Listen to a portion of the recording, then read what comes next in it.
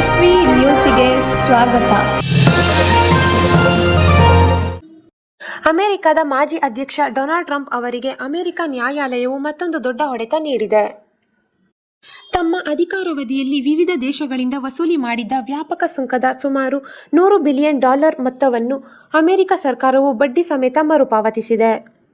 ಅಮೆರಿಕದ ಕಸ್ಟಮ್ಸ್ ಅಧಿಕಾರಿಗಳು ನ್ಯಾಯಾಲಯಕ್ಕೆ ಸಲ್ಲಿಸಿರುವ ಅಧಿಕೃತ ದಾಖಲೆಗಳಲ್ಲಿ ಈ ಮಾಹಿತಿ ಲಭ್ಯವಾಗಿದ್ದು, ಅಂತಾರಾಷ್ಟ್ರೀಯ ವ್ಯಾಪಾರ ವಲಯದಲ್ಲಿ ಈ ಸುದ್ದಿ ಭಾರೀ ಚರ್ಚೆಗೆ ಗ್ರಾಸವಾಗಿದೆ.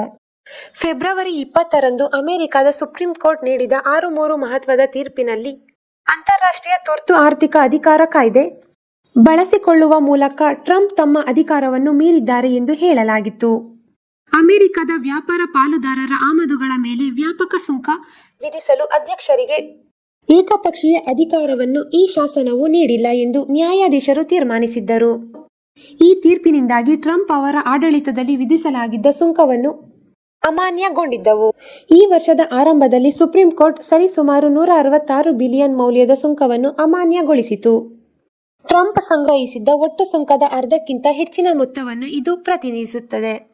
ಟ್ರಂಪ್ ಅವರ ಆಡಳಿತದಲ್ಲಿ ವಿವಿಧ ದೇಶಗಳಿಗೆ ಸೇರಿದ ಉಕ್ಕು, ಅಲ್ಯೂಮಿನಿಯಂ, ಯಂತ್ರೋಪಕರಣಗಳು ಮತ್ತು ಇತರ ಕೈಗಾರಿಕಾ ಉತ್ಪನ್ನಗಳ ಮೇಲೆ ಭಾರಿ ಪ್ರಮಾಣದಲ್ಲಿ ಸುಂಕವನ್ನು ಹೇರಲಾಗುತ್ತಿತ್ತು. ಇದರಿಂದಾಗಿ ಚೀನಾ, ಯುರೋಪಿಯನ್ ಯೂನಿಯನ್, ಭಾರತ, ತುರ್ಕಿಯೇ ಸೇರಿದಂತೆ ಹಲವು ದೇಶಗಳು ತೀವ್ರ ಅಸಮಾಧಾನ ವ್ಯಕ್ತಪಡಿಸಿದ್ದವು.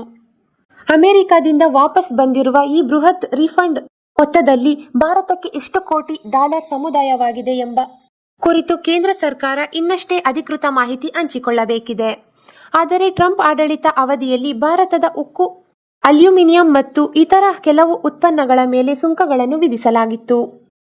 ಈಗಿನ ರೀಫಂಡ್ನಲ್ಲಿ ಭಾರತವು ಪಾಲನ್ನು ಪಡೆಯುವ ನಿರೀಕ್ಷೆಯಿದೆ. ಇದು ಭಾರತ-ಅಮೆರಿಕ ವ್ಯಾಪಾರ ಸಂಬಂಧಗಳಿಗೆ ಮತ್ತಷ್ಟು ಉತ್ತೇಜನ ನೀಡುವ ಸಾಧ್ಯತೆ ಇದೆ.